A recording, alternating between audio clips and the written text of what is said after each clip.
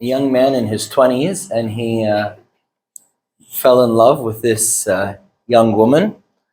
And right then and there came opportunity for them to immigrate and to leave Egypt. So he really didn't know what to do, and he went and spoke with the girl's father, to whom he was actually very close to begin with. And he said to him, look, these are my intentions and so on. And because I'm immigrating and leaving the country, doesn't mean that my intentions have changed in any way. I'll go, I'll get a job, I'll get established and so on. And my intention is to come back and to marry your daughter. And he was almost going to him more as a father figure, seeking advice and guidance, than he was going to him expecting anything. And he was surprised when the wise old man told him, go, my son, see the world, see what the world is like. Have you ever traveled outside of Egypt? And he said, no. Remember, this is the late 60s. He was maybe 20, 22 years old at the time. Tell him, go, travel, see what the world is like. Maybe you'll go out into the world and you'll meet, foreign women. Maybe you'll like them more than my daughter. But I want you to rest assured, I will keep her for you until you tell me otherwise.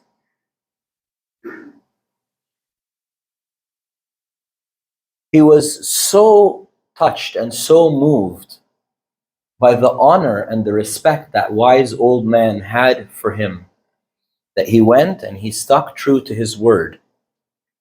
He went and he worked, he got established, found his way, and he came back, and that wise old man was true to his word. They got married, and those are my parents.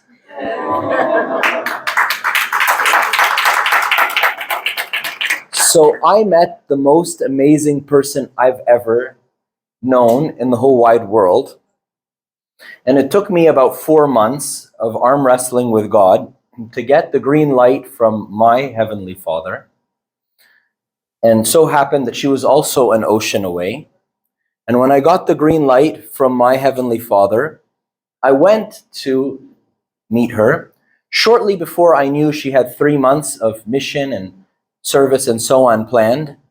And this is back in 2010, where, like we had Skype. We didn't have FaceTime at the time. And, telecommunication was not what it was then, even then, 2010, what it is today.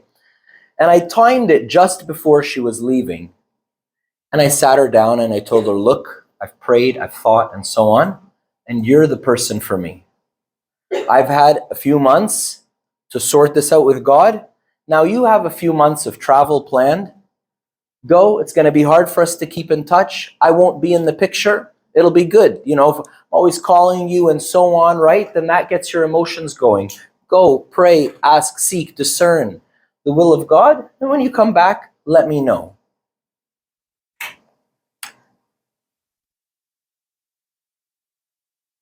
Two days later, she said yes.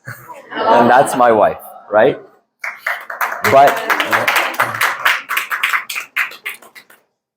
But I learned the long game from my maternal grandfather.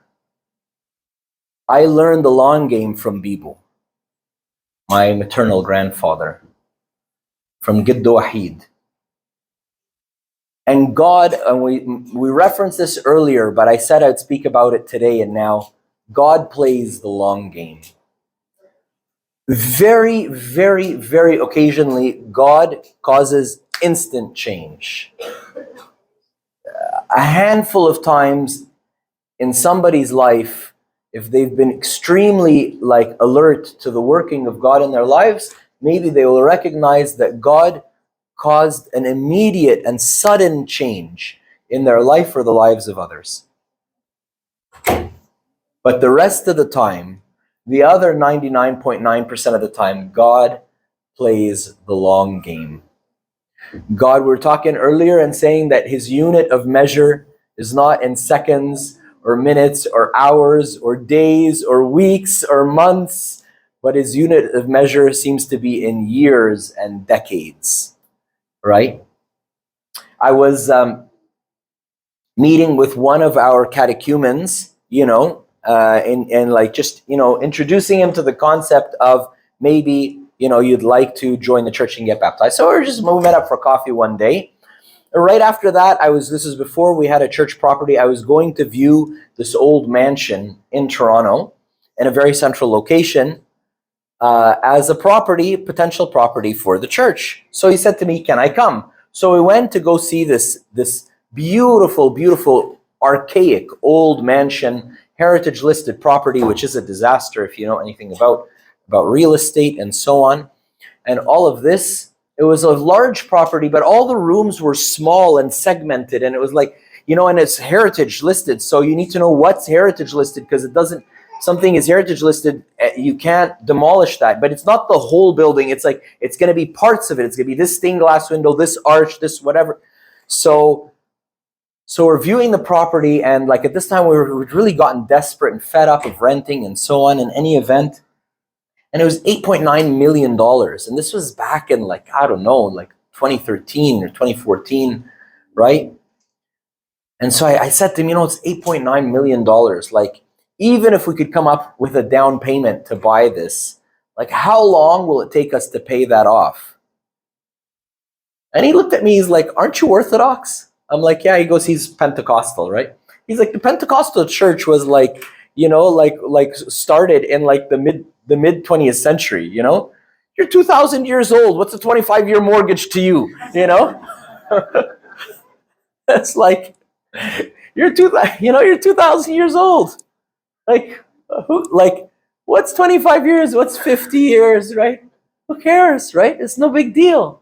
It's no big deal. God is playing the long game. God is playing the long game. Frequently, we do this evangelism thing at our church called Life 101 or Alpha, depends this or that, whatever, right? And it's really predicated on just welcoming people, loving them as they are, accepting them as they are, listening to what they have to say. People come with the wildest ideas in the world sometimes, and just listening and saying, that's very interesting. Tell me more about that.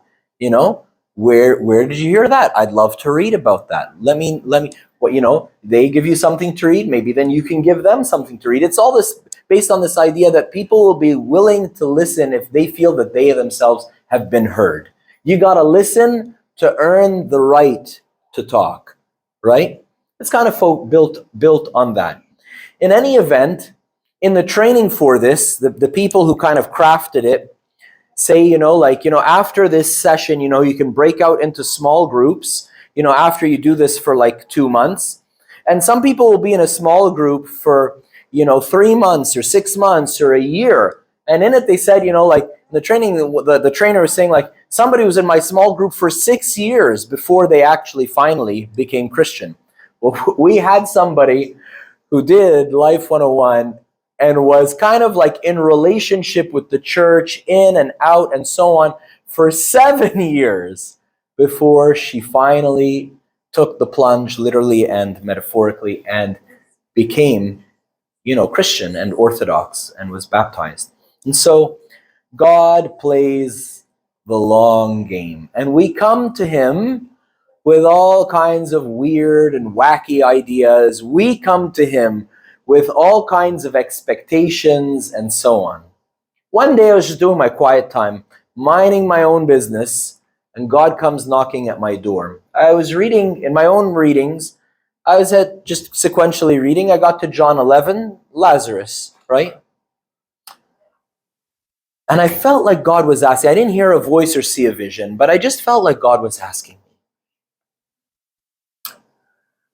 me. Was I 4 days late for Lazarus? And I told God, well, I think they kind of wished you had gotten there before he had died. I felt like God asked me again, was I 4 days late for Lazarus?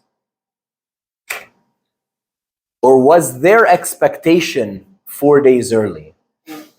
So I said, Hasha Rabb, like, woe to me, O Lord, your timing is always right. But they certainly would have liked you 4 days earlier. So is it God's timing, which is, so we always say God always acts at the last minute. We always say God is so slow to act. We always want God to like hurry it up a little bit. Okay, God, I've been waiting for a long time, but tell me the plan. Okay, but it would seem that in every department of my life, God's ways are not my ways. God's timing is not my timing. And so when St. Paul tells us, I beseech you as a person of the Lord to have a walk worthy of the calling by which you are called, with all lowliness, gentleness, and long suffering, bearing with one another in love, endeavoring to keep the unity of spirit and the bond of peace. It shouldn't surprise us that a God who is himself long suffering and bearing with me in love is asking me to also be long suffering and bearing with others in love. Like it, when we're talking about this during lunch or dinner or something with somebody, right? If I'm always late to work and then I ask my subordinates to be on time, it's a bit of a tough sell. Like, I have the right as the boss to come whenever I want, but they should be on time. Yes. But I'll tell you the truth, I, having had people who work under me, have found it difficult. If I have a track record of always being late, I found it difficult to toe a really hard line, like 8 means 8. 8 does not 8:01. It's not 7:59. 8 is 8. Come as early as you want. But at 8 o'clock, you're expected to be here. I have the right to say that, but it's kind of hard to say when I'm never on time, right? God himself is very long-suffering and abundant in patience and mercy, like it says in so many places, like Jonah describes him and so on. He's just asking us to do what he himself does. Open your Bibles to Romans 15, verse 1 and 2. You'll find St. Paul really spelling it out for us. You'll find St. Paul really just spelling it out for us, what it really means and what it would really look like for us to be long-suffering and bearing with one another in love. When you find somebody around you, in your vicinity, at home, at work, at church, and you find that person overbearing, you find them annoying, you find them, like, why do they have to be like that, And you wish that it was like a behavior, or you wish it was like a gap in knowledge, but then you find that it's actually their character. Like, this is who they are. And I don't like it. It's a pill that's too tough to swallow. And I can tell you why I don't like it. It's not a matter of choice. It's not a matter of taste. It's a matter of that this is like wrong, or that this is like low character. This somebody who blames other people. Like somebody, like a person in position of leadership who blames their subordinates. Like, why? We're a team. Like, if something goes well, we all get the glory. If something goes wrong, we don't have to take the blame. It's not a blame game. We all find out what went wrong and we try to fix it without pointing any fingers. We just figure out how we can make it better, right? Right? Why blame your subordinates? Somebody who comes out with random decisions that seem to come out of nowhere. Why? Why don't we have a conversation, right? And you can think of a number of different things, and you see this is linked to somebody's character. You can't change another person. You just got to accept them or reject them as they are. And sometimes, for the sake of unity, you don't have the option to reject them, right? Sometimes we look at others, forgive me, like I'm just being honest, I'm actually describing mostly myself here, right? With a bit of condescension, like I know better than this person, right? And why do they have to be like that? And why are they doing that? And wouldn't it be better to do this? Like I know better. St. Paul is telling us, Taib Habibi, you know better? Taib, okay. You're in a position of strength. Maybe this person is indeed, maybe you're right. Let's follow your line of thought here and say you're right. You're in a position of strength, they're in a position of weakness. But what should you do? Romans 15, 1 and 2. We then, who are strong, ought to bear with the scruples of the weak. The scruples, the weaknesses, the petty and insignificant, needs or wants of the weak, and not to please ourselves. Let each of us please his neighbor for his good, leading to edification. What's good for my neighbor? Let me do that. What's good for my neighbor that pleases my neighbor? Let me do that. We mentioned briefly Romans 12, verse 10, just a page back in your Bible. Be kindly affectionate to one another with brotherly love, in honor, giving preference to one another. When we talked about humility, we talked about yielding. Give right of way. Give right of way. Let somebody else have their way. Let somebody else pick. Let somebody else choose. Let somebody else have the first go.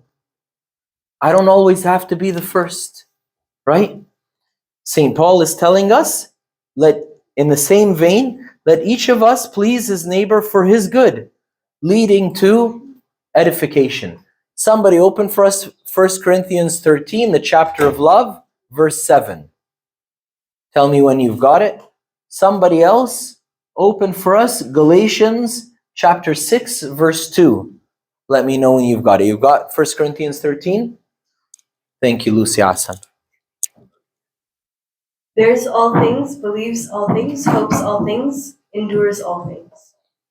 That is love. Again for us, in case somebody missed it, love does what? Bears all things, believes all things, hopes all things, endures all things. Right? Love bears all things, believes all things, endures all things. Now, who has Galatians 6:2 for us? Anybody? Lucy, man, it looks like we're Christian. God bless you. Bear one another's burdens, and so fulfill the law of Christ. Bear one another's burdens, and so fulfill the law of Christ. What, St. Paul? What are you saying? Did Christ not fulfill the law of Christ, the law of God on the cross? Didn't he say it is finished? Isn't that didn't he complete everything on the cross? No, he's saying bear one another's burdens and so fulfill the law of Christ. Tab, you want another scandalous verse to scandalize you? Like while we're at it, might as well. I might as well get thrown out of America wholesale, right? Open up Colossians chapter 1, verse 24. Who's got Colossians 1:24 for us? Ebram. I now rejoice in my sufferings for you and fill up in my flesh what is lacking in the afflictions of Christ. What? What?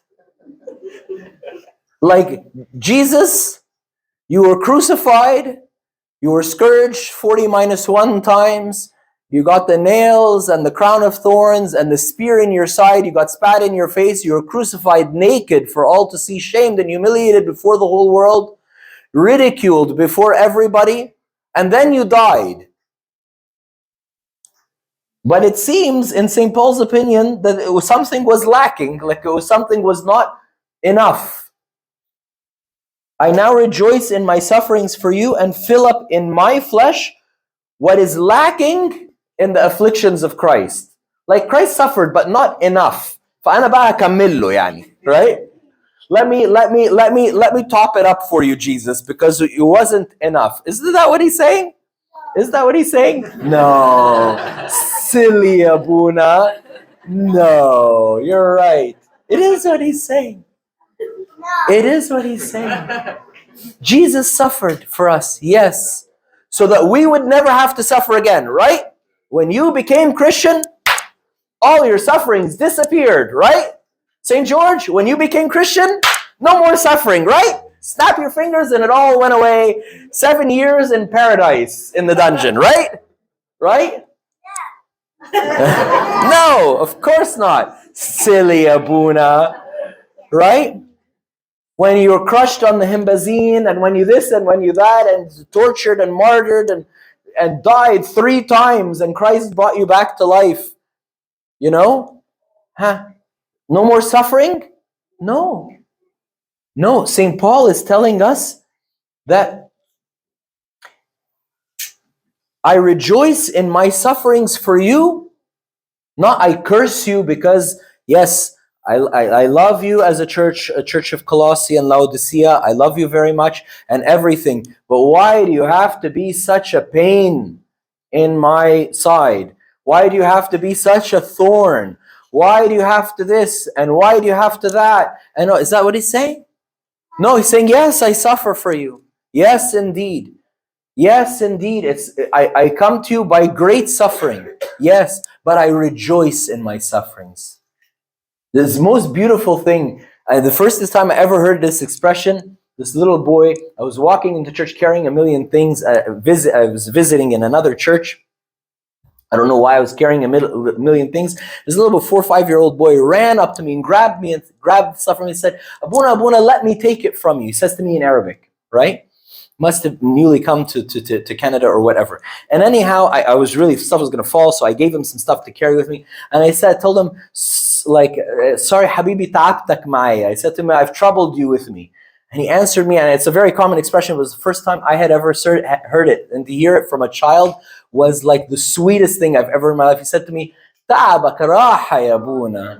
And I was like, what? Translate that for me, somebody. It doesn't translate. To be troubled or to be exhausted for you is rest for me, Abuna.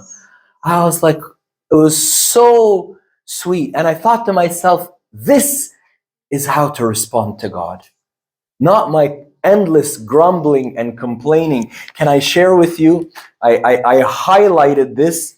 Flip to Numbers. Flip to Numbers.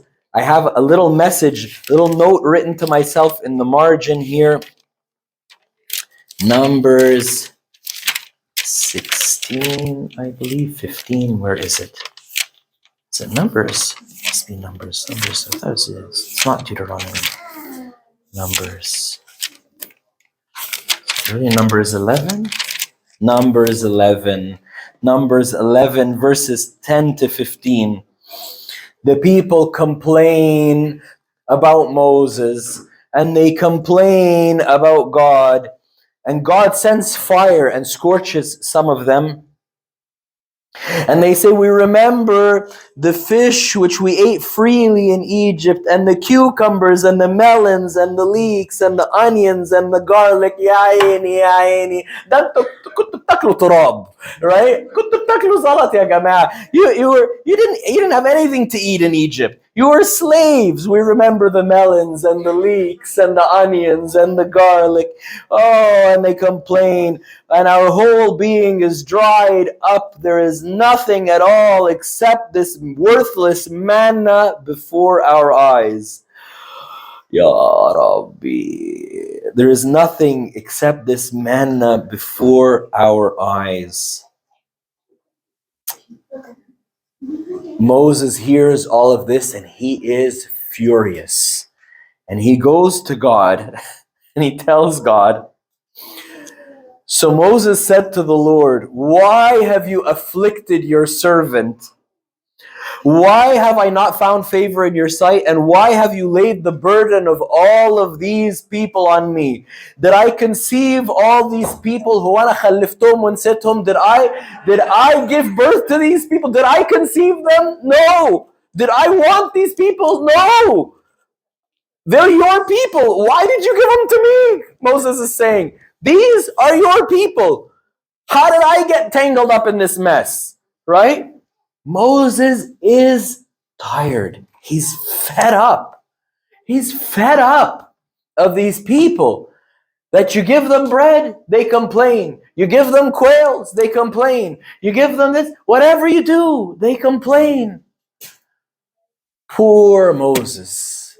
What's Moses doing here? What is he doing? Complaining. Poor Jesus. Poor Jesus. Poor Jesus, who doesn't know where to get it from. Get it from the Israelites, or you got to get it from Moses. Who are you going to get it from? Who are you going to get it from? Right? And look at how long-suffering God is with us. Even when we are no longer long-suffering with each other, God is long-suffering with us. See, St. Paul says, I rejoice in my afflictions that I might fulfill what is lacking in the afflictions of Christ for your sake. Somebody once asked a wise old priest, what could be lacking in the afflictions of Christ? What could possibly be lacking in the afflictions of Christ? The old wise priest looked at him from above his glasses and told him, your participation. Are you willing to suffer with Jesus? Are you willing to walk the way of the cross with Jesus? Jesus is inviting you into his life, into his resurrection, into his ascension, into his glory, into his transfiguration, but also into his cross and into his suffering. Are you willing to suffer? Jesus didn't suffer for his own sake. He suffered for his neighbor. He suffered for us. Habibi, what about you? Are you willing to suffer for your neighbor? But I didn't do anything wrong, but this isn't because of me. But okay, but Jesus didn't do anything wrong either. St. John Chrysostom answers the question, why did Jesus answer the centurion who smacked him, who slapped him, when he tells us, when somebody slaps you on the one cheek, offer the other also? Jesus just tells us, you get smacked on the right cheek, give the left. But when Jesus gets slapped, he answers back, why? Because he had to prove his innocence. Otherwise, he would not be the lamb without blemish. Otherwise, he would be guilty by assent, by his silence. And he didn't retaliate. He just answered and said, if I have done wrong, say the wrong. If I did not do wrong, then why do you strike me? Right? But the problem is, I don't want to. I don't want to. I don't want to put up with this annoying person. I don't want to put up with this difficult person. I don't want to put up with this person who I wish it was a problem in knowledge or a problem in skills. Knowledge can be attained, skills can be trained, but if it's a problem in character, this is just who the person is. And people don't change much. I don't change much. I keep trying to change. I'm not changing much, right? Why do I think other people are going to change? Nobody's going to change. You got to love them or accept them, reject them as they are, but they're not going to change. So it's a package deal. So man, and again, and they did it to me once, right? Right? So like, fool me once, shame on you. Fool me twice, shame on me. How does the expression go? And right? Once burned, twice shy, right? So like every time I'm gonna have to deal with this person, they're probably gonna treat me the same way, right? And you want to tell me to just be long-suffering and so on? I'm not talking about abuse and there are certain boundaries, right? But we're talking about your garden variety getting well. When St. Peter asks him that question about his brother, I bet you Andrew was around. Isn't that awkward? But in any event, right? Asks Jesus that question. You know, how many times must I forgive my brother? Matthew 18. What does Jesus say? 70 times 7. And then he tells him the parable of the unforgiving servant, right? And if you read between the lines, the parable of the unforgiving servant is actually hilarious, because the unforgiving servant owes his master the equivalent of $100 million. And his answer is, Master, be patient with me and I will pay you all. I just did the math just for fun. It would take him 332 lifetimes to make $100 million if he was a worker at minimum wage, you know, the equivalent of, like, you know, in their time. It'd take him 332. Just be patient with me for 332 lifetimes and I will pay you all. Like, what are you talking about? You owe me $100 million. Where are you going to come up with that? How did he get $100 million in debt? That's a question on its own. But he owed him $100 million. Where are you going to come up with that? Right? And the master forgives him all. And then his neighbor owes him the equivalent of $50 and he throws him in prison. No wonder the master took him to town, right? One of my biggest problems with being long-suffering and bearing with long-suffering with people that hurt me is that I know that they're just going to hurt me again, right? One of my biggest problems with being long-suffering with people who hurt me is that I don't let go of the hurt. And so this isn't to talk specifically about forgiveness, and we could do a whole weekend retreat on forgiveness, and maybe one day Abuna David will do that with you, right? But until we let go of past hurts, they come back and they haunt us. When somebody hurts me, I get angry. I get upset. And then the person who hurt me, like, the hurt happens on a punctual day and time. It's discrete in time. On this day, at this time, this person said this or did this, and that upset me, and that hurt me. Fine. But later on, I'm lying in bed, and what am I doing? Replaying the story. And I feel the same hurt that I felt when it happened. And the next day, I'm in the shower, and I replay the story. And every quiet moment, and I'm driving, and I'm stuck in traffic, and I remember. And what do we call when you remember and you re-feel again? For anybody who studied a bit of French, to re-feel, ressentiment, resentment.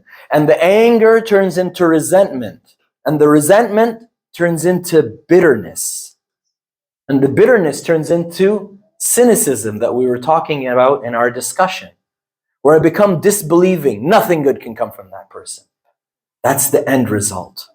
Is that who I want to be? Nobody's doing it to me at this point. Somebody hurt me 4 years ago, and I'm still living out that hurt story. I'm still hanging on to that hurt. You know what hanging on to old hurts is like? It's like holding a steak knife from the blade end, right? The harder you hold on, the more it hurts you. And your hand doesn't start to heal until you let it go. For the doctors in the audience, or the doctors in the audience can tell us, right, that, you have a foreign body that's, it's very hard for your body to heal until that foreign body is out, unless it's inert, right? I do this activity with people oftentimes when I'm trying to sell them forgiveness for their own sake. Everybody do this. Everybody raise your right hand up in the air. Don't smack anybody else, right, by accident, right? Up in front. It doesn't matter. Up in the air, up wherever, okay, right? Now clench a fist as tight as you can. Really, really tight. I need to walk around. I need to see some white knuckles. Not quite white enough. Tighter, please, tighter. I need it at least double as tight. Is it? No, not quite. A little bit tighter. Tighter than that. It's still completely red, yeah, because you're nursing, you don't have to. Haram Ali. Right? Yeah, tighter, okay. Yeah, tighter, okay. How does that feel? It hurts. Now do this. Now go like this. Put your hand behind your head and let it go. How does that feel? Let it go. It feels good. The tighter you hold it, the more it hurts who? The person who hurt you? No, they're long gone, right? Who does it hurt? You.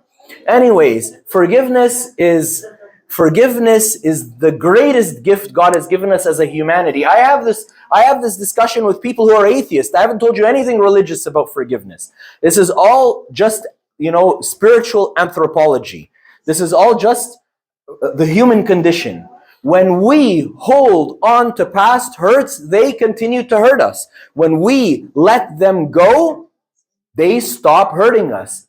Yeah, Abuna, sure, I tried, but then I remembered and it hurt just as much as before I had let it go. You're right. A second after you let go, a second, it hurts even more. A second Yes. after you let go, you will feel the hurt even more. And then it will feel relaxed. Yes. And things happen later that re-trigger the hurt. You let it go, and I forgave the person, and I put it behind me, and I want to forget it, and whatever. And then something reminds me, or even worse, they do it again, right? We said, what if it's a problem of character, right? They do it again, right? So we realize that although the injury is punctual and discrete in time, forgiveness is not punctual and discrete in time. Yes, there is a moment in time, there is a day and an hour and a time where I decided to forgive this person. But then forgiveness has to become a lifestyle. Whatever this person says or does, I'm not going to hold it against them. Why? Because it will make me an angry, resentful, and bitter and cynical person. It has nothing to do with the other person. It has everything to do with me. I want peace in my life. Forgiveness gives us peace. Enough of that aside, but I think those are really the big reasons why I don't want to be long-suffering. But actually, there's no option, because if I leave this community and I go to another community, you think nobody there is going to hurt me? If I leave there and I go there, if I go and I live by myself, you think you don't need to be long-suffering and bearing in love with yourself? This learning to be long-suffering and bearing with one another in love is a lifestyle God is calling us to. And the person that I need to bear long with the most is myself. And when I learn to have grace and forgiveness for one person, I promise you, I tried this. I experienced this myself. When I learned to have forgiveness for one person and to commit to holding this person with an open hand, and to never hold anything against this person. I was struggling with this, and I spoke with my spiritual father. He told me, pick one person who you generally get along with great. So I picked one of my beloved spiritual children, spiritual brothers and sisters that I've known from like 12 years before I became a priest, right? And I served this person for a long, long time before in many different cities. Somehow God arranged it. And somehow, again, this person is now moved to Toronto, is in my church, and so on. And I'm their spiritual father. And in general, and I told myself, I think this is a person I can hold above reproach. Let me try. And you know what I found? This person made mistakes too. This person sometimes disappointed me too. But you know what I found? I found I had rest. I had rest by not holding anything against this person. So then I asked Abuna, can I try that with another person? He said, go for it. You know what I realized? That all the difficulty of learning that was transferable directly to another person. Like I didn't need to start from zero again. Wherever I had gotten to with one person, I could transfer that to another person. Then I started doing that with my family, with my wife, with my daughters. Then I realized the relief of not holding anything against anybody. Oh, if only we could get to that place where we don't hold anything against anybody. We are the people who would be full of peace. Okay, Abuna, you've sold me. I don't want to be angry. I don't want to be resentful. I don't want to be bitter. I don't want to be cynical. I want to be this forgiving, all-accepting person, this humble, meek, etc. person like we've been talking about all day. But I try and I can't, right? So why can't I? Do you remember the parable of the soils, the parable of the sower and the soils? The parable goes out to sow and he spreads the seed, some by the wayside, some on stony ground, some of it by the thorns and some in good ground, and it brings forth a crop 30, 60, and 100-fold. Remember the second soil, right? He sows the seed falls very quickly. It grows and a little bit of sun comes out, it gets scorched, very quickly it's gone. Why? Because it has no roots. Why doesn't it have no roots? Because there's no depth. There's no depth, right? Unfortunately, I'm sad to say that a lot of us, myself included, sometimes we're like this. We hear a spiritual word, we come to retreat, we come to this, I'm excited, I'm enthusiastic, I'm going to pray, I'm going to fast, I'm going to this, I'm going to that. Monday's great, Tuesday's not so good, by Wednesday we're right where we started. Right? No? Right? Easily encouraged, just as easily and quickly discouraged. Then you meet other people who have, I don't know how to describe it, but I read this term in a book and I was like, yes, that's the term. A depth of soul. This person has a soul which is deep. You know? This person is like a shot glass that you put them under the tap and it never overflows. And you're like, where is it going? You know, like the clown car. I remember once, I grew up in this big church, huge church, right? And the parents wouldn't pick up their kids after the youth meeting. I don't blame them. We were fed up with them too, right? But somebody's got to take these kids home, right? It's like 11 o'clock, it's 11:30, the parents aren't showing up, nobody's answering the phone. So I stuffed 11 kids in my car, we pull out of the church, right?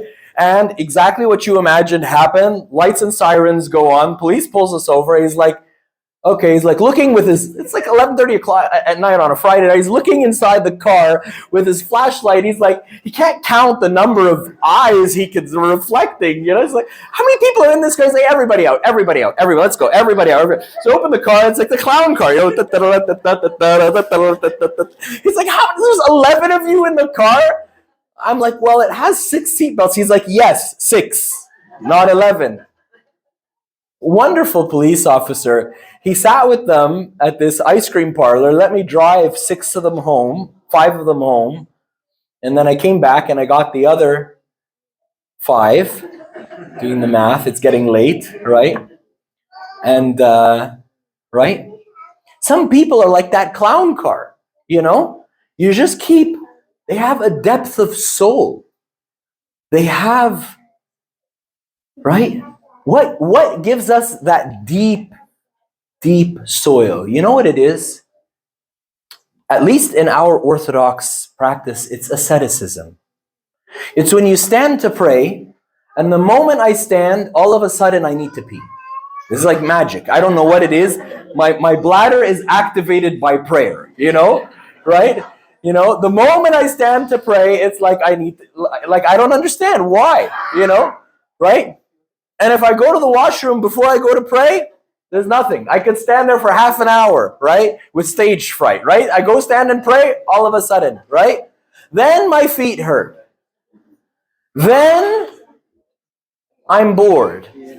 Then I'm, right? And so the prayer that was supposed to be 10 minutes or 15 minutes or 20 minutes becomes 2 or 3 at the most, right? And then Wednesday rolls around, and I didn't have time to pack a lunch before going to work or before going out or before whatever. And it just so happens, and the only thing and whatever and this and that, I guess I'll just, you know, fast when Friday rolls around. If we can't say yes and no to ourselves, if we can't tell ourselves now's the time of prayer, means I'm going to pray. Stand and pray. Pee yourself on the spot. I don't care. Tie it in a knot. Do something. But, you know, figure it out. Now's the time of prayer. Now we're going to pray. You know, I was a surgeon for like 8 years of my life. If I needed to go in the middle of an operation, I just kept doing the operation. Like, you know, I didn't like just leave and go use the washroom and come back. It's been done, but in general, you know, you just, right? You attend to what you need to attend to, and you'll go and use the washroom when you're able to, right? I was able to do it before. Why can't I do it now, right? Sometimes, you know, we need to learn to just say no. We need to learn to stretch a little bit, you know? And it's actually asceticism that gives us that depth of soul. So the first thing we wanted to talk about was that asceticism plows that depth with God and gives us depth with God. The next thing I wanted to share with you is that we need to have answers to these negative thoughts. If somebody irritates me for a particular reason, I need to have an answer for those particular thoughts. Fortunately or unfortunately, the people that irritate us usually irritate us in the same way over and over and over again. Unfortunately, because it's annoying, but fortunately, because then I can come up with an answer for it, right? Another trick, which I'll share with you, which works so effectively if you're willing to do it, is to repent of the very thing that you find annoying. Excuse me, Abuna, he should repent for the annoying thing he does to me. Why am I repenting of it? Because I'm so sorry to say, but, and I'm saying this to myself before I'm saying it to you, takes one to know one, right? And whatever it is that I find irritating about this person, I am probably not completely innocent of it myself.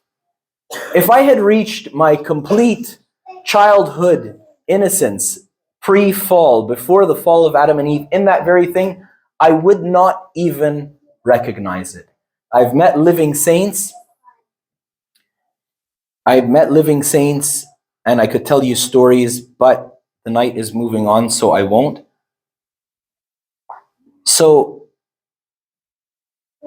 instead of accusing the other person of the things that irritate me, why don't I repent of them myself? St. John Chrysostom, Abba Zosimus, who discovered St. Mary of Egypt, and some other fathers tell us that the people who bother us are not our enemies. The people who hurt us are not our enemies, but they're actually our diagnosticians. طب like فيها ايه ما تشتم? Like فيها, so what if somebody insults me? If a random person on the street insults you or calls you names, do you freak out? No. So why in this context? Why at church? Why in my family? Why here? Why there? Right? Again, I'm not using, this is not, to be used as an excuse to perpetuate abuse or anything like that. But why not? Why am I unable to bear my brother when God is so long-suffering with me? Why is it that this person's weakness really irritates me, but this person's weakness doesn't? Well, we all have weaknesses, right? And it's not like everybody in the community that I find irritating. It's probably one or two or three. If it's more than a handful of people, I'm so sorry to tell you, you're the one who's like, complicated, right? There's usually one or two or three people that you just find very difficult to bear. Why? Why these two or three people? Because they have like a little irritation, a little thing popping out where I have an area of sensitivity, where I have a wound. They keep sticking their salt and vinegar chips fingers in my open wound. What's the problem? Their salt and vinegar covered fingers or my wound?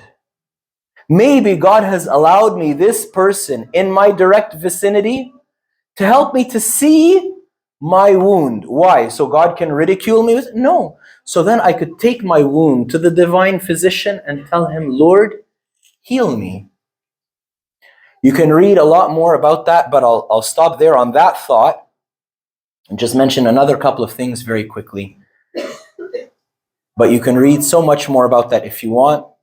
There's a beautiful, beautiful prayer I wish I had prepared for you. Look it up, called Lord Bless My Enemies by, I believe, Serbian Orthodox Bishop Nicholas Velimirovic, Velimirovic, right? Anyways, Lord bless my enemies. He says, Lord bless my enemies, even I, Lord, I bless them and I do not curse them.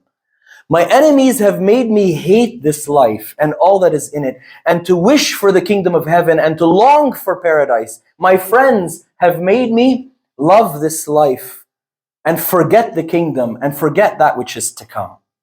Look it up. It's a beautiful, beautiful, beautiful prayer. And you're going to say, wow, this guy must have had somebody really irritating in his life. Yeah, he did. He was in the Gulag. He was in the Russian concentration camps, you know, right? When he wrote that prayer. Next thing I'll share with you is, let us also learn from God and play the long game. Play the long game. Accept this person. They will be for your healing and you will be for theirs. None of us are saved alone. No man is an island. We can't do anything alone other than perish, says Dostoevsky. We were made for each other. And the person who I find unbearable are for my healing and I am for theirs. And I am for theirs. Play the long. God is playing the long game with you. Play the long game with them.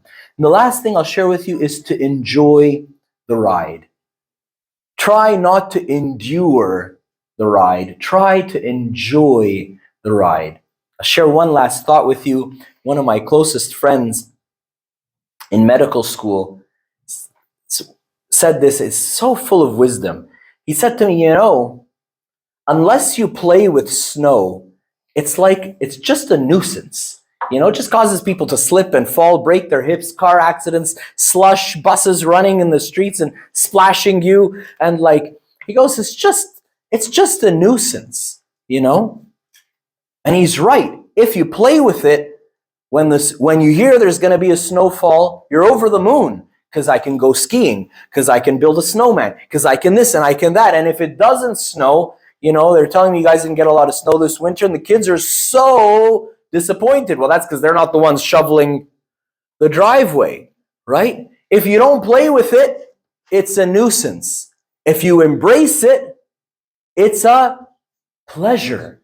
And you look forward to it. That person that you find unbearable, find something you like about them. Find some redeeming quality in them. There's probably one thing that you find annoying and a dozen things about them that are lovely. These pastimes of ignorance God has overlooked. But now he calls men everywhere to repent.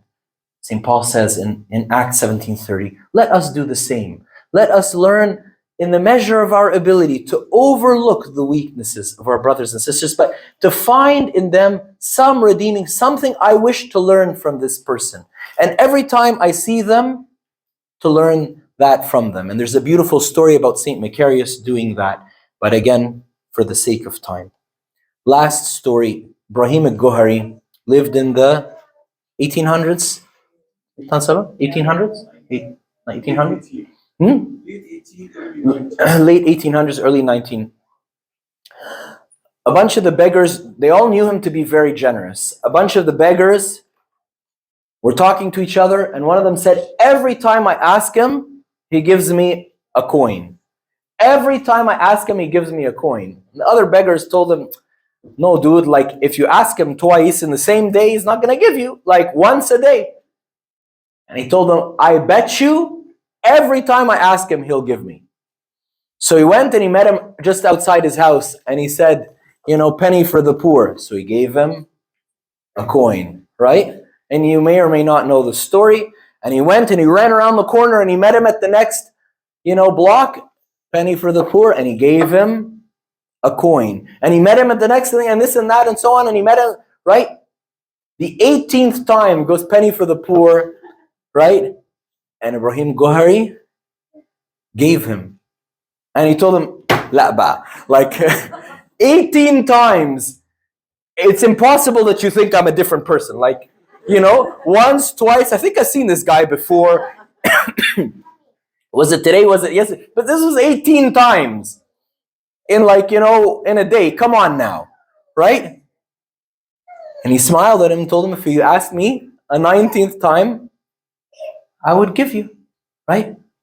There's long suffering with him. If the saints did this, I want to tell you, with all my respect for the saints, they didn't do this out of their own strength or their own ability. They did it by the grace of God. Let us ask God for the same grace, and He will give it to us to be long-suffering. Glory be to God forever and ever. Amen.